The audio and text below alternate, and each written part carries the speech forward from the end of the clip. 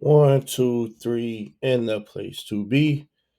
It is your player partner from the bottom of the map.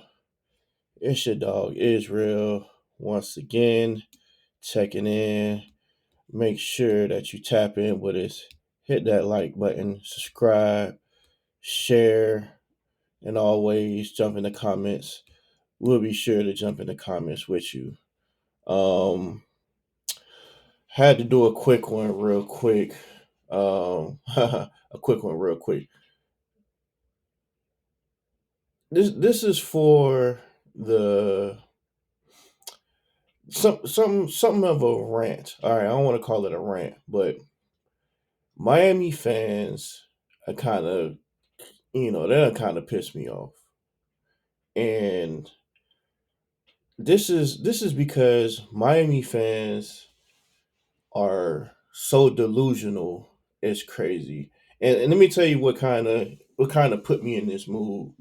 Um, the basketball team. So some of y'all may follow the basketball team, some of y'all don't. But being a U fan, I follow the basketball team. The basketball team lost 9 games in a row, and they're kind of just free falling, just having a bad season, and it happens. But they made it to the Final Four last year.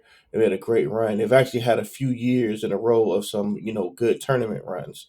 Coach Larinaga has done a great job with the program overall. We've had some really, really good teams, and the program has been really solid to above average. We've gotten a couple of outright ACC titles. We have become regulars at beating North Carolina and Duke. But this year, even last year, we had the ACC Player of the Year, and Isaiah Wong. If they did co-ACC Players of the Year, Jordan Miller would have won it. Um, so we're really good last year. But let me get to the point of the fans. So being that we're in a down year, the fans are just like, Coach L needs to retire. We done fell off. We need to give it up. He's done. He need to pass the sticks. It's all over. And this is the this is the reality of dealing with Miami fans. Um, probably some other podcasters may talk about, um, but I'm gonna break it down for y'all because some of y'all may have the same sentiment as I do, especially when it comes to like the football team and just the overall perspective of Miami fans. All right, so let me break this down for you. All right, Miami. Okay.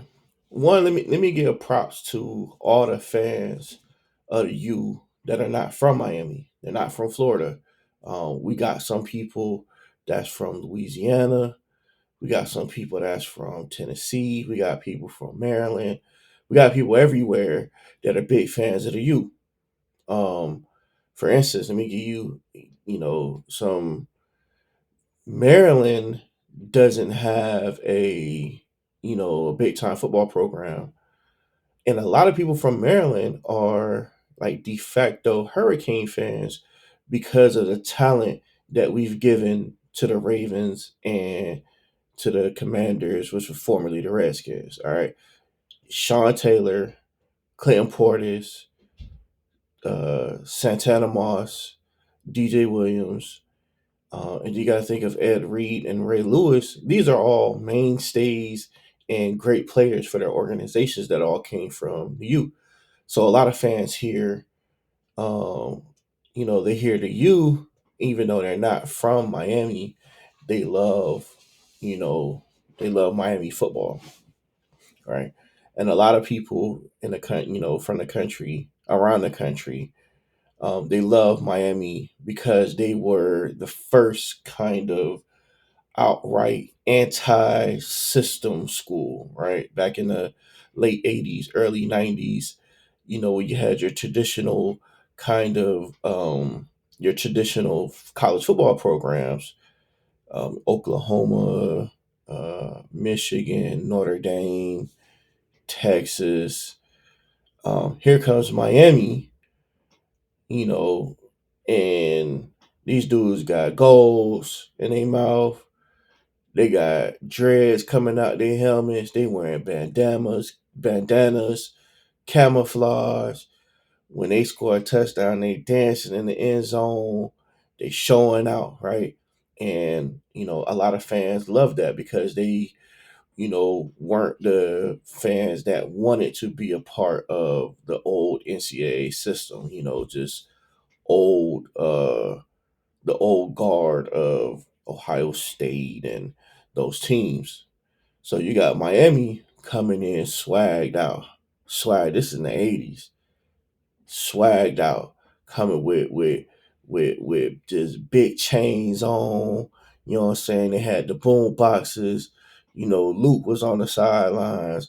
But they was whipping ass too. They was whipping ass and they wasn't humble about it. You know what I'm saying? They was very arrogant, very brash about it. And they was like that. The boys was just, you couldn't beat them and they was coming to talk their shit. So you loved them or you hated them, but they were good for college football. All right. So, all right. So you got Miami as a team, the Hurricanes as a team, that people throughout the country now, they pay attention to, because like I say, you either love them or you hate them, and a lot more people love them because they were such anti the old system.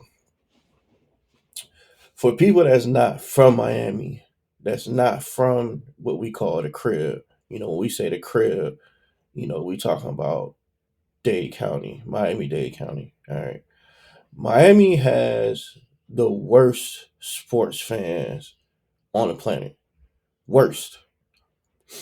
And not just because the city is always active, so the fans don't have um, incentive to stay at the games. Our city has the gift and the curse of winning. That's just we always have won basically at everything we've done, right? Think of the Dolphins, right? The Dolphins, and let's say you don't even care about the NFL. You're not an NFL fan, but the last team to go undefeated, um, the Heat, the Miami Heat was an expansion team, right? Expansion team. I think they came in 89, 80, 89. All right. 2006, they won a championship. 2000, and then won two more championships after that.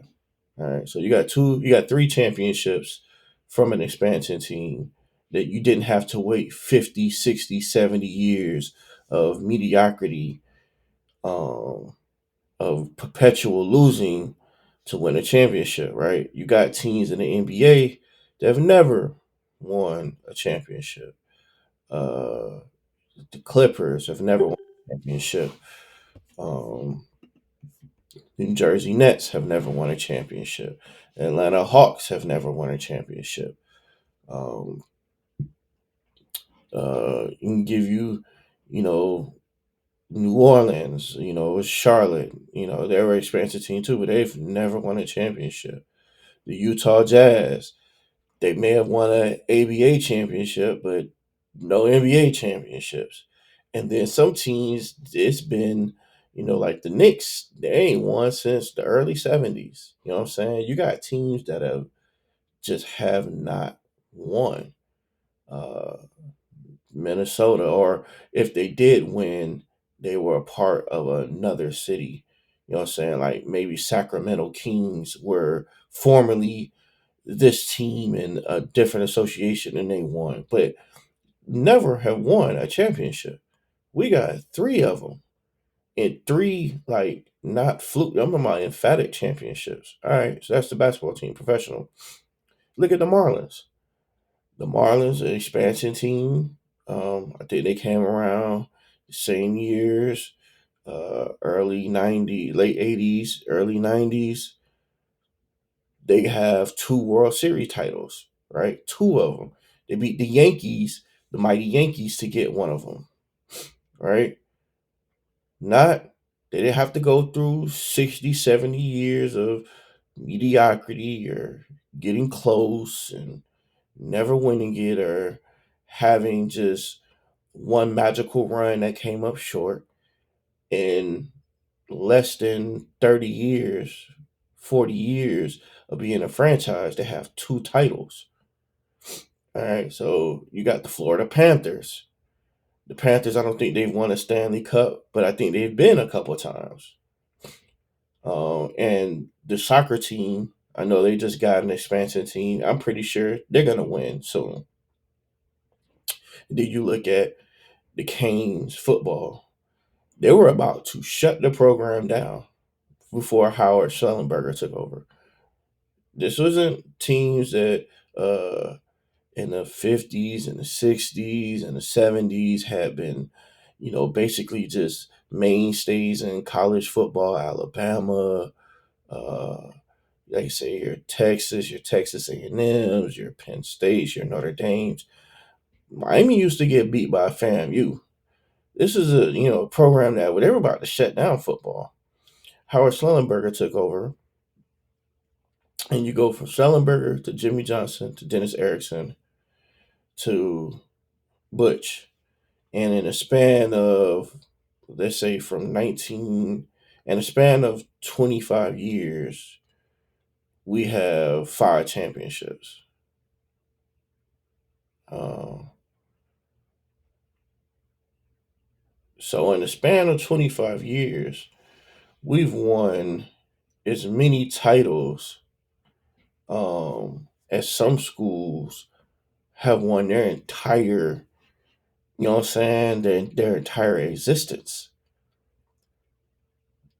So you got the Canes who constantly win, and that's not, let's say, not constantly win, but have multiple titles. You have the Heat who have multiple titles. You have the Marlins who have multiple titles. And then the Dolphins who have titles that they can kind of hang their hats on from days past. But the whole point is, we're not, some cities don't have anything else to kind of rally behind. You got places like Cleveland. Cleveland, they're gonna rally behind the Indians, or they're gonna rally behind the Browns because they just haven't won. When they win a title, it's the first in 100 years.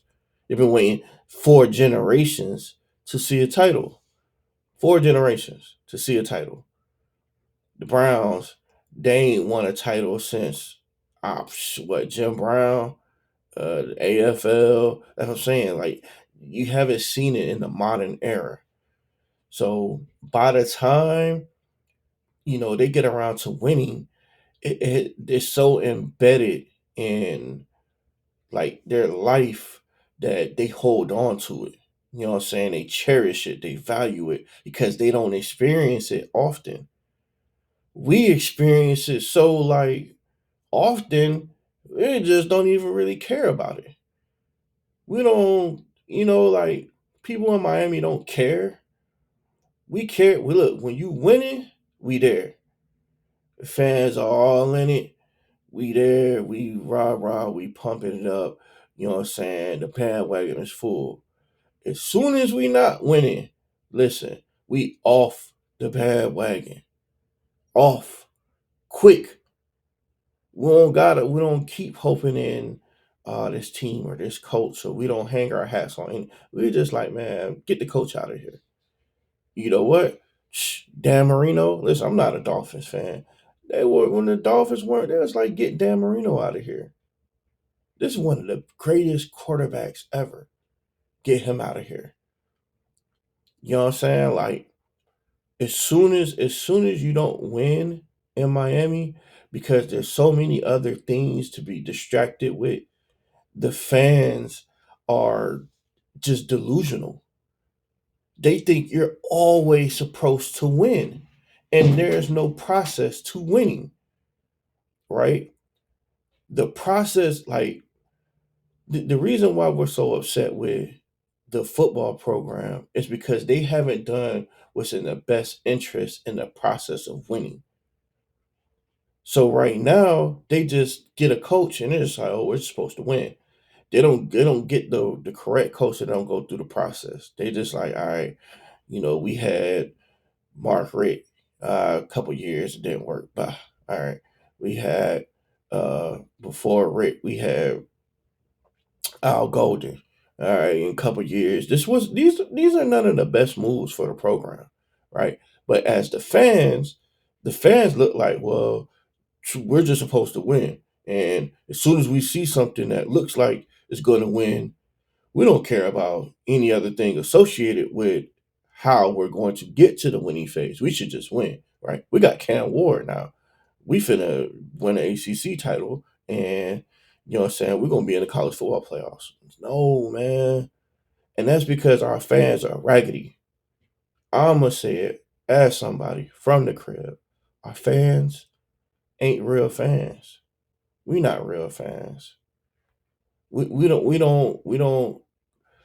criticize not based off of like something that we should be critical of. We criticize us off the fact that it's just like, oh, we ain't win. And they don't be watching the games. We won't really be like analyzing what's happening on the court or on the field. We just see we see the box score and be like, oh man, you know what? It must be this person. It must be that coach. It must be this. It must be that. Right? We did the same thing with TVD, right? Ain't watch. All you do is look at the box score and see three interceptions, one touchdown. He mediocre. Get him out of here. Get him out of here. He needs to go. Not looking at, you know, play calling, the coaching, or anything like that. Because we don't care. We ain't watching the game like that. We'll hope and watch with the idea that we should be winning without doing the things necessary for us to win. And then we talk shit from the sidelines, just like with the basketball team. All right. So I know some of y'all may not care about college basketball, or, you may be a fan of another college basketball team, but our basketball team just lost two starters from last year who were the leaders and two of the best players, in the country. Lost two of them, and this is what happens to programs when you lose leaders and the next batch of players don't step up. You go through down years. It happens. Like I say, it happened to North Carolina for a few years, Duke, Michigan, Michigan State, UCLA, Kansas had gone through some down years. Um, If you had Kentucky go through some down years, you've had Syracuse. You've had some schools that have been traditional powerhouses that lose the talent, and you don't. They have a couple seasons, a couple down seasons, and then when they get the recruiting in and they get players into their system the way that they prefer and want them, then you see the winning comeback, right? But this whole just like throw the baby out with the bathwater shit be killing me. Cause our fans, man, our fans don't be locked in, and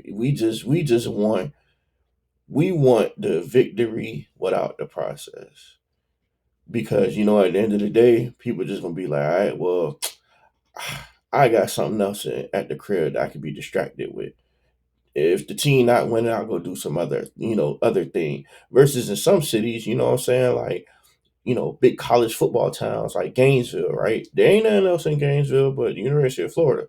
Them people gonna be all in on the University of Florida. You go to a place like Clemson, ain't nothing else in Clemson. You go to Tallahassee, you got FAMU, but ain't nothing else in Tallahassee. Them people all in on the nose. You go to Tuscaloosa, the people all in. You know what I'm saying? They all in. You go to College Station, the people all in on Texas A&M. Ain't nothing else there. In Miami, it's so much other stuff. We don't give a fuck. We don't care. We don't care. We don't really care. We don't really care enough to really look at what's going on analyze the game, the team, the coaches, the players, the opponents, everything, and then give a real assessment. We just see the shit and be like, niggas is trash. Niggas is garbage. Get them up out of here. And unfortunately, you know what I'm saying, for people that's from other places that may have a home team, that may have a real strong fan base. Let's say you're from Tennessee, right? And people love the Volunteers, right? They bleed orange, you know what I'm saying, whatever orange color that is, orange and white. What is it called? Rocky Top. They bleed that. People in Gainesville, man, they bleed that orange and green, that orange and blue. My bad, that orange and blue. You know, the swamp. Man, them people, man, these Cane fans, they bleed green, but it's a different type of green. It's that money green, because that's, what I'm saying, like that's what we have to look for. So, like, when we do these podcasts, a lot of time the fans are just, they're gonna talk their shit, and that's cool. Talk your shit, but talk your shit with like some real analysis, some real thought behind what you're saying, some real thought behind, your perspective. Because otherwise, man, I'll just be talking shit for the sake of talking shit and don't know what y'all be talking about.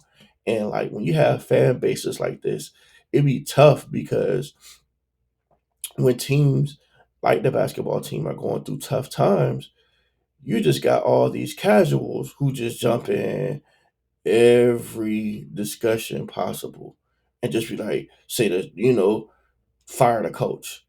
Why would you fire a coach who just took a team to the Final Four, who has a winning record, who's actually, more than above average, but he's one of the, the legendary coaches of college basketball. You may not put him up there with Coach K or Dean Smith, but Coach L is up there. You know what I'm saying? Like he's a very respectable name in college basketball.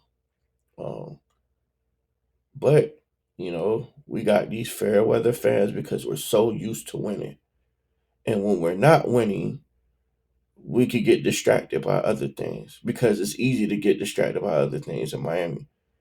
And when you're not from a blue collar city that has a loyal fan base, um, all you're expecting is the outcome. You don't care about the process. The process don't mean shit to you. You just like, did we win or did we not win? All right, we ain't win. Now what? What we gonna do? All right. So, that was my little bit of my rant. And that's just for, what I'm saying. I know everybody that's from the crib or from Florida, they know how it go, man. They know how these Miami fans are. But for some of the loyal fans from other places, from other states, like I said, they may have to deal with loyal fan bases from their hometown. And you look at Miami fans, and we ain't loyal, man. We not loyal. And just to be a part of that, so just to give y'all some background and some context to why we are the way that we are. But to keep it real, you know what I'm saying? That's what we're gonna do here. We're not gonna sugarcoat shit.